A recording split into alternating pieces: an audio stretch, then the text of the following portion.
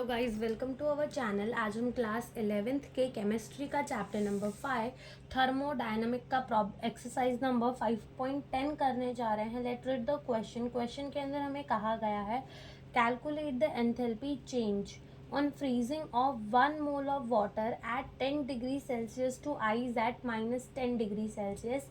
Enthalpy of fusion is 6.03 kilo joule per mole at 0 degree Celsius और हमें heat capacity at constant pressure water at liquid का दिया हुआ है 75.3 joule per mole per kelvin and हमें water solid का given है 36.8 joule per mole per kelvin. मतलब इस क्वेश्चन के अंदर हमें बताना क्या है, हमें एंथैल्पी चेंज निकालनी है।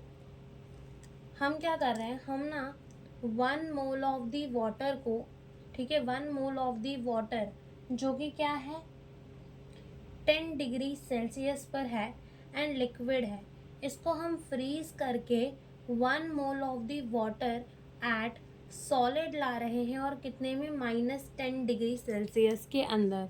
ठीक है, तो इसकी हमें एंथैल्पी निकालनी है, दैट इज डेल्टा एच हमें निकालना है।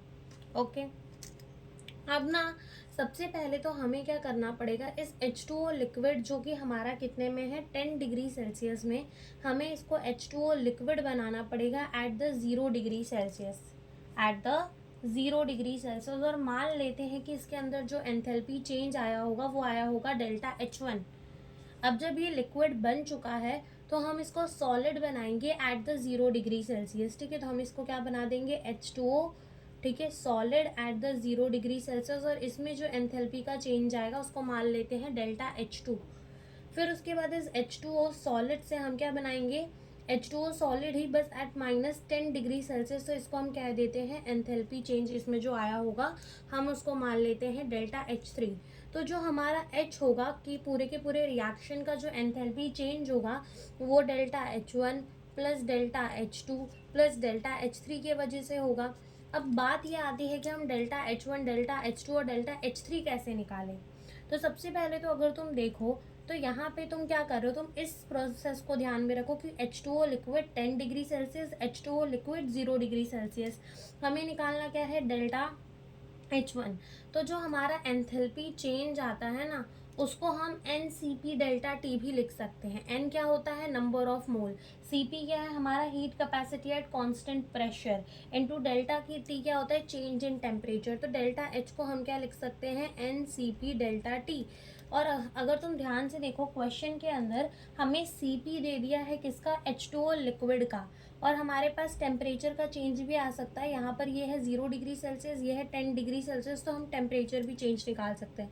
तो सबसे पहले हम निकालेंगे डेल्टा H1।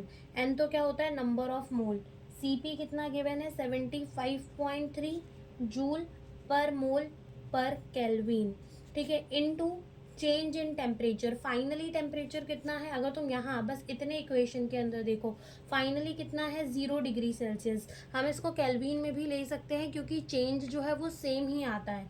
ठीक है, जो भी अगर तुम इसको केल्विन के अंदर भी कन्वर्ट कर दोगे 273 ऐड करके, बाद में तुम उनका चेंज लोगे। जैसे मान लो अगर तुमने इसमें 273 ऐड किया तो 273 ही रहेगा, यहाँ ऐड करोगे तो कितना हो जाएगा 273 की जगह 283। जब तुम उसका भी चेंज लोगे तो वो 10 केल्विन ही आएगा।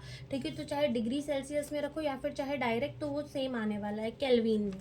हम यहाँ लिख देते हैं किसमें, केल्विन में। अब इसको सॉल्व करो, देखो केल्विन से केल्विन चला जाएगा और यहाँ से जैसे ही हम इसको मल्टीप्लाई करेंगे तो ये 753 और ये माइनस आगे आ जाएगा जूल पर मोल। इतनी हमारी क्या आ गई एंथैल्पी डेल्टा H1 आ गई। फिर बात आती है डेल्टा H2 की। तो अगर तुम ध्यान से देखो तो डेल्टा H2 ये सेकेंड वाली स्टेप के अंदर हम कर क्या रहे हैं, हम H2O लिक्विड जो कि 0 डिग्री सेल्सियस पे है, H2O liquid at 0 degree Celsius में, यानी टेम्परेचर का चेंज नहीं कर रहे हैं, हम सिर्फ क्या चेंज कर रहे हैं, उसको लिक्विड से क्या बना देते हैं, सॉलिड बना देते हैं। क्वेश्चन के अंदर हमें क्या गिवन है, फ्यूजन गिवन है, फ्यूजन का गिवन है। ठीक है, क्वेश्चन के अंदर हमें एंथैल्पी ऑफ फ्यूजन गिवन है। ठीक है, और यहाँ पर तो हम क्या कर रहे हैं, लिक्विड से सॉलिड बना रहे हैं। ठीक है, लिक्विड से क्या बना रहे हैं, सॉलिड बना रहे हैं, तो जस्ट हम एंथैल्पी ऑफ फ्यूजन का क्या कर देंगे, उल्टा कर देंगे, तो हमें ये मिल जाएगा, डेल्टा H2 मिल जाएगा। तो हम क्या लिखेंगे यहाँ पर, जो कि हमारा कितना हो जाएगा, -6.03 किलो जूल पर मोल। ठीक है, तो ये हो गया हमारा डेल्टा H2। फिर आते हैं हम डेल्टा H3 के ऊपर। अगेन देखो तुम थर्ड स्टेप के अंदर, H2O solid at 0 degree Celsius, H2O solid at the -10 degree Celsius, क्या लगाएंगे, NCP डेल्टा T। एन ये हो जाएगा, CP कितना गिवन है हमें, H2O सॉलिड का 36.8 joule per mole per kelvin into temperature final कितना है, -10। इनिशियली कितना मानना था हमने यहाँ पर, 0 डिग्री सेल्सियस, तो केल्विन में लिख देंगे, केल्विन से केल्विन चला जाएगा और यहाँ पे -368 जूल पर मोल हमारा जो है डेल्टा H3 निकल कर आएगा। लेकिन अभी हमें एक और काम यहाँ ये करना पड़ेगा कि अगर तुम देखो जो हमारा डेल्टा H2 है ना, डेल्टा H2 है वो किस में है, किलो जूल पर मोल में है। बाकी delta H1 and delta H3 किस में है, जूल पर मोल में है। तो हमें इसे भी कन्वर्ट करना पड़ेगा किसके अंदर, किलो जूल पर मोल के अंदर। ठीक है, तो जैसे हम किलो जूल पर मोल के अंदर इसे कन्वर्ट करना चाहते हैं, तो हम क्या करेंगे, इसको 1000 से डिवाइड कर देंगे।